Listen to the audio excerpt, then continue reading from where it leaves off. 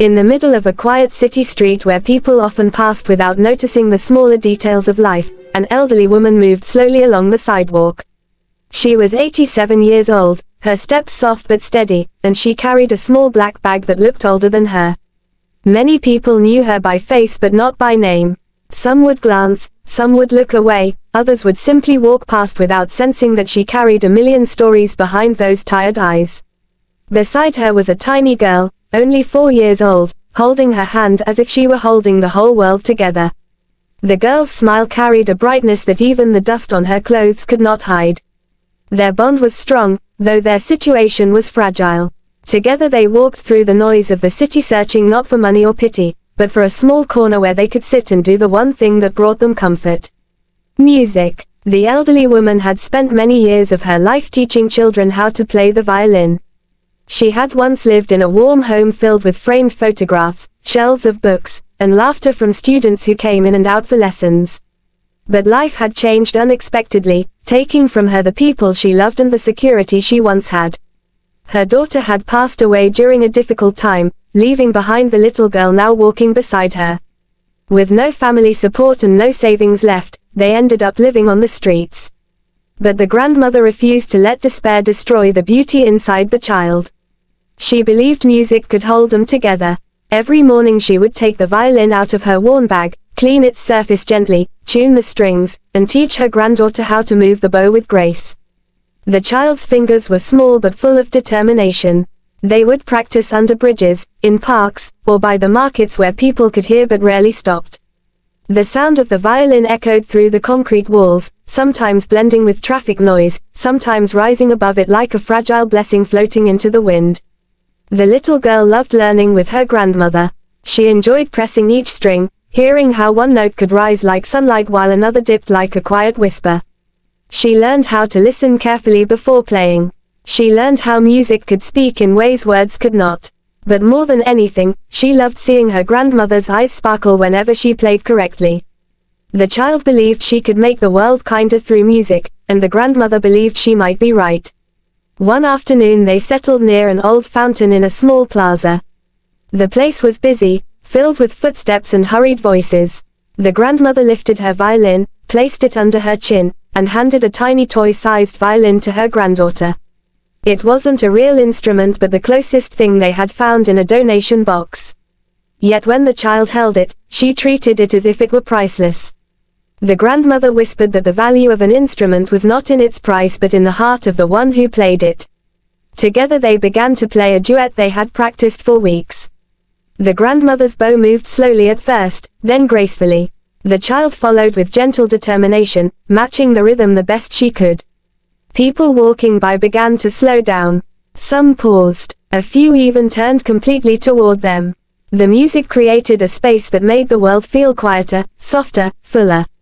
There was a man sitting on a bench nearby.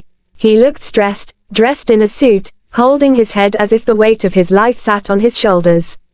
But when he heard the violin he lifted his head. He watched the grandmother's hands move with stories written into every wrinkle. Then his eyes moved to the little girl, whose small hands tried their hardest to follow the melody. Something inside him softened. He felt the music drift into him like warm wind. More people gathered, forming a circle around them. Some recorded on their phones, others simply listened. The grandmother noticed the people but she didn't stop. She was used to being ignored, so seeing people pay attention felt almost unreal. The little girl looked at the growing crowd with a mixture of nervousness and excitement. But the grandmother whispered softly without stopping the rhythm, telling her to keep playing, to trust herself, to let the music speak. The duet grew stronger. The grandmother played a melody that rose like a memory from her youth, a melody she used to teach her daughter many years ago. And now she was teaching the daughter's daughter the same.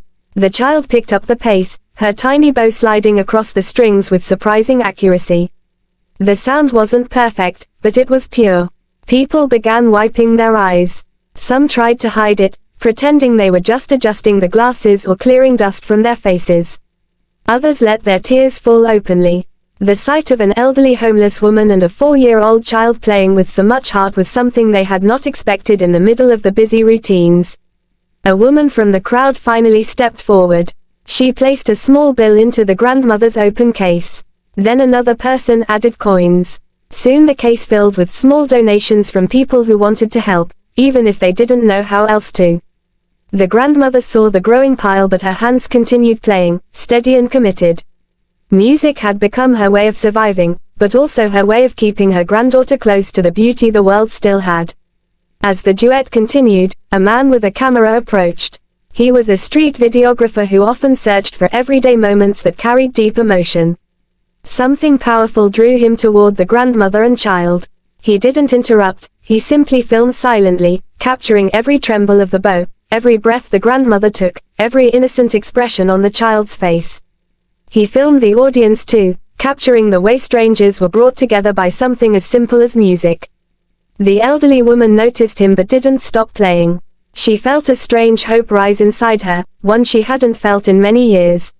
She wondered if maybe the world wasn't as cold as she had once believed. The little girl played with excitement now, almost forgetting that she was sitting on the cold stones of the plaza with dust on her clothes and hunger in her stomach. In that moment she felt like she was in a room full of stars. When the duet reached its final note, the plaza fell silent for one long second, as if the world itself inhaled. Then applause erupted, loud, heartfelt, genuine. The sound startled the little girl at first and she looked at her grandmother hoping she hadn't made a mistake. But the grandmother smiled warmly, touched the child's cheek, and whispered that she had done beautifully. People stepped closer, some reaching out gently, some speaking words of encouragement. Many wanted to know their story, but the grandmother only shared that they loved music and that was enough for now. The videographer approached them after the crowd began to thin. He introduced himself kindly and asked permission to share the video he had recorded. The grandmother hesitated at first. She didn't want pity or attention that could harm them. But the man explained that he hoped the world could see something pure and good, something that reminded people that beauty could come from the hardest places. After a moment, she agreed.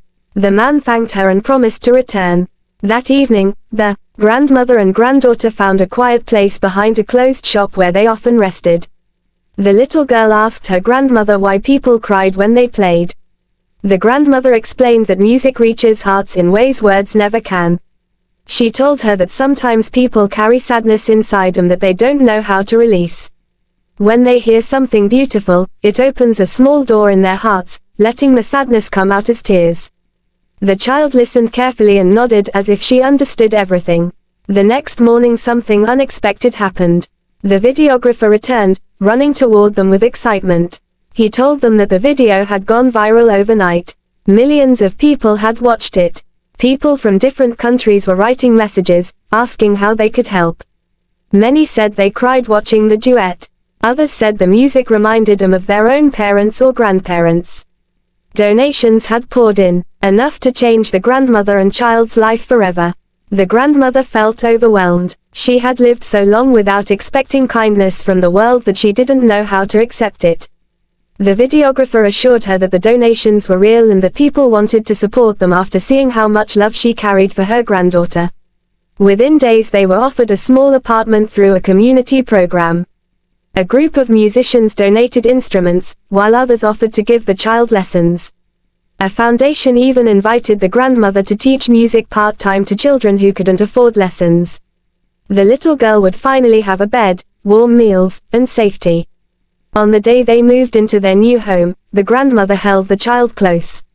She was grateful but still in disbelief. She looked at the violin and wondered how a simple melody could change their lives so deeply.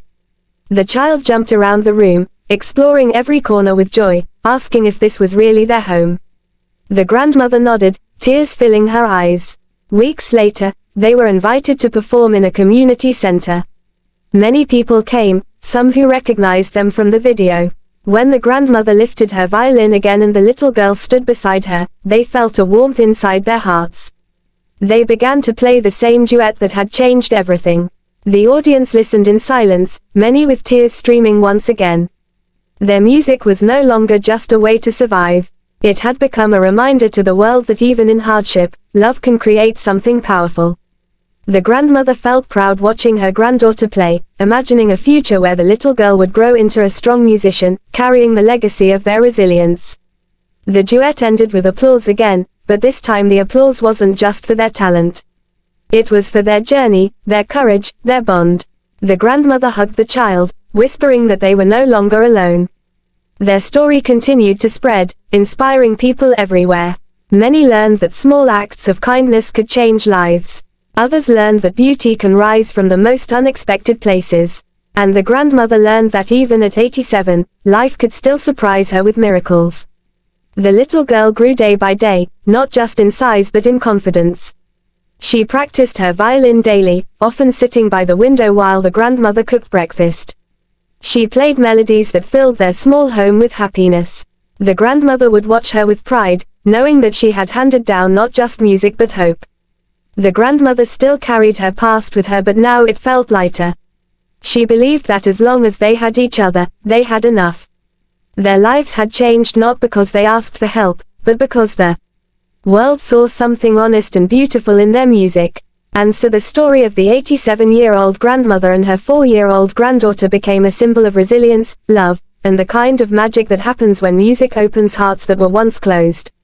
The duet they played on the streets continued to live in the memories of millions of people, reminding everyone that sometimes the most powerful stories come from the most humble places.